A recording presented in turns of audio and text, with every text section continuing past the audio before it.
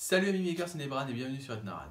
Dans les précédents épisodes des impressions 3D en tout genre, j'ai volontairement poussé les limites de mon Anycubic au-delà de ce qu'elle était capable de faire, en lui demandant d'imprimer des modèles qu'elle ne pouvait pas imprimer, et en montrant les limites de ses capacités de tolérance et de ses capacités de ventilation. Du coup, j'ai l'impression de faire passer cette imprimante un petit peu pour une machine vraiment limitée, ce qui n'est pas le cas. Et justement, je vais vous le prouver dans cet épisode à travers plusieurs petits prints qui, je l'espère, vont un petit peu redorer le blason de l'Anycubic. Donc, avant de commencer, petit point de culture générale sur les modèles 3D. On peut grossièrement catégoriser les modèles en deux grandes familles. D'un côté, les modèles organiques, les modèles à base de courbes, de sphères, de formes incurvées, sont des modèles qui généralement sont faits pour la décoration, pour faire des modèles ergonomiques ou pour reproduire des formes de la nature. D'un autre côté, nous avons les modèles dits techniques, donc faits à base de polygones généralement. Ce sont des pièces généralement qui s'emboîtent les unes dans les autres, comme les engrenages, je pense que c'est le meilleur exemple. Donc là, ce sont des pièces qui sont plus généralement faites pour être fabriquées par des machines, donc par exemple par les imprimantes 3D. Donc les modèles organiques sont généralement plus compliqués à imprimer parce qu'ils ne sont pas faits, comme je vous l'ai dit, pour être imprimés à la base. Ils sont faits pour reproduire quelque chose, pour vous donner une forme particulière, tout simplement parce qu'on peut les faire. Voilà.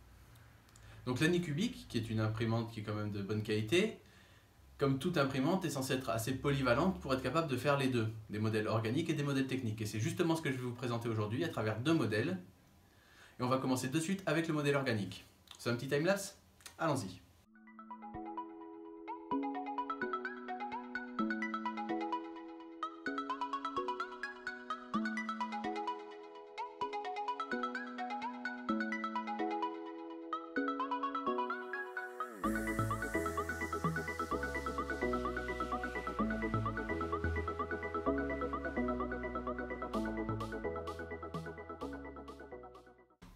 Et voilà, donc l'impression de ce modèle est terminée. Alors il s'agit de ceci.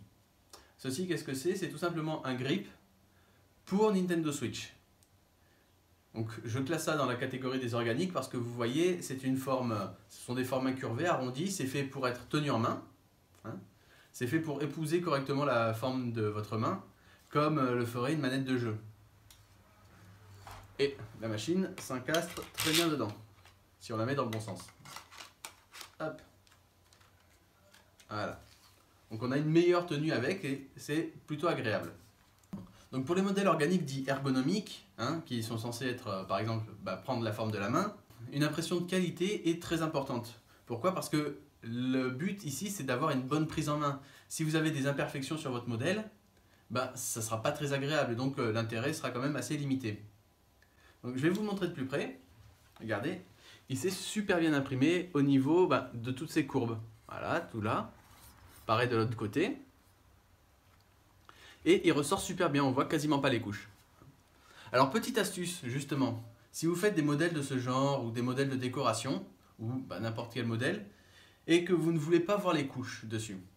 Alors il y a plusieurs solutions, vous pouvez passer des heures de post-production dessus, vous pouvez essayer d'imprimer à des précisions très basses, ou alors, petite astuce, vous pouvez utiliser ce qu'on appelle des plastiques brillants.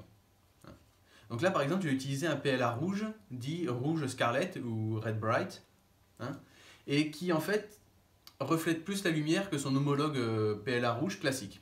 Il ne coûte pas plus cher, c'est exactement le même prix, mais en fait il reflète plus la lumière. Du coup quand vous le regardez, vous voyez plus les reflets de la lumière et donc vous voyez beaucoup moins les couches. Et c'est assez pratique parce que du coup on voit beaucoup moins les couches que sur une impression classique. Donc je ne sais pas si on voit bien là, mais avec le reflet du néon, vous ne devriez pas trop voir les couches. Voilà. Et ça s'est imprimé juste très bien. J'ai imprimé les deux en même temps pour avoir une meilleure qualité encore. Ce qu'il faudrait faire, c'est les imprimer un par un. Parce que quand vous imprimez les deux en même temps, vous avez potentiellement le risque d'avoir des petits fils et des petits pics là où la buse va passer d'une pièce à l'autre. Donc si vous les imprimez un à un, vous aurez un modèle parfaitement propre, très lisse, très agréable à prendre en main. Bien, maintenant on va passer au modèle technique. Allons-y.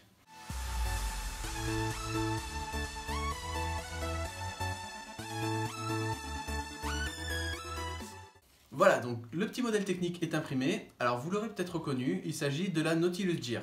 Donc là elle est toute assemblée. Donc la Nautilus Gear, c'est tout simplement un engrenage J'aurais pu faire des engrenages classiques, mais je trouve que ça manque un petit peu d'intérêt, hein. Ce sont des roues qui tournent toutes seules, c'est pas très intéressant. Celle-là a quand même un peu plus de challenge, hein, je trouve, et puis elle est plus sympa à prendre en main. C'est marrant, hein, regardez. Hop là, hop là, hop là. Alors oui, ce modèle présente des courbes, mais le but premier de ce modèle, c'est quand même de tourner, d'utiliser les engrenages, donc je le range dans la catégorie des modèles techniques. Imprimer des engrenages, c'est pas aussi simple qu'on pourrait le croire. Tout simplement parce que les engrenages ont quand même pas mal de caractéristiques à respecter. Si vous avez trop de jeu entre les dents, là vous voyez, il n'y a quasiment pas de jeu. Si vous avez trop de jeu entre les dents, ça ne tournera pas bien, ça ne sera pas très précis et ça risque en plus de se bloquer. Et à l'inverse, si vous n'avez aucun jeu entre les dents, s'il faut forcer pour imbriquer chacune des dents, votre mécanisme n'a aucun intérêt. Donc quand on fait un modèle d'engrenage, il faut prendre en compte la tolérance de la machine. Et pas juste une tolérance générale, il faut vraiment être précis si on veut vraiment des mécanismes performants. Donc ici, vous voyez, ça s'est imprimé sans problème, ça tourne très bien, c'est nickel. Alors je ne vous le cache pas, il y a quand même un peu de fil hein, qui se balade entre les pièces, mais c'est pas vraiment problématique. Ça s'est emboîté très bien, sans aucun problème. Non, franchement, c'est marrant. Et voilà, donc avec ces deux modèles, je pense que j'ai un petit peu remonté l'estime que vous aviez de cette Anycubic. Vous n'avez pas l'air super convaincu, je trouve. C'est pas grave, j'avais prévu le coup, et on va se faire donc deux autres modèles organiques et techniques, un peu plus complexes cette fois. Allons-y.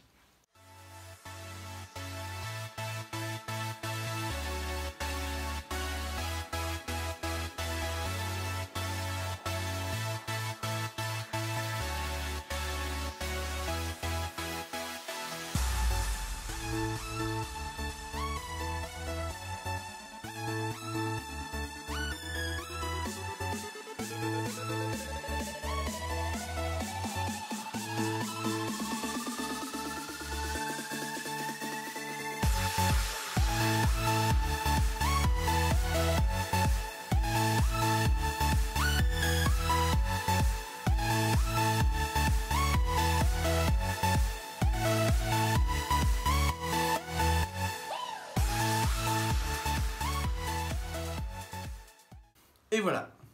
Donc le premier modèle, vous l'aurez forcément reconnu. Enfin, j'espère. Il s'agit de ceci.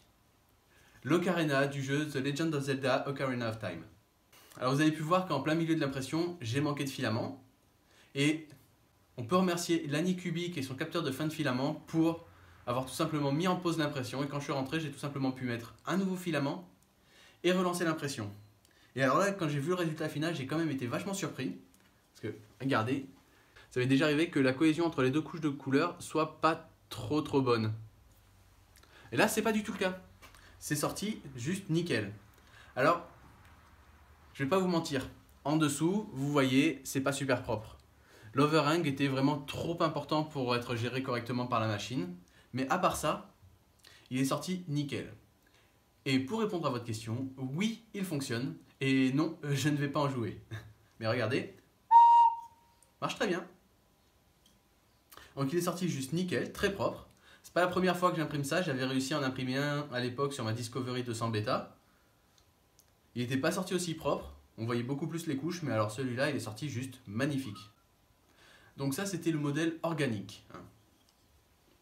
Maintenant on va passer au modèle technique. Certains d'entre vous auront peut-être compris ce que c'était, et pour les autres, voilà ce que j'ai sorti de l'imprimante. Une espèce de carré avec un petit bitonnier en haut. Et qu'est-ce qui se passe si je tourne ce truc dans le bon sens? Hop!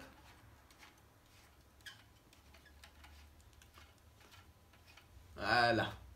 En anglais, on appelle ça un platform jack. C'est un genre de support élévateur. Ceux qui font un peu de chimie reconnaissent ce genre de choses qu'on utilise pour les montages. Donc c'est composé d'une vis au centre qui va tourner et qui va faire monter petit à petit le plateau.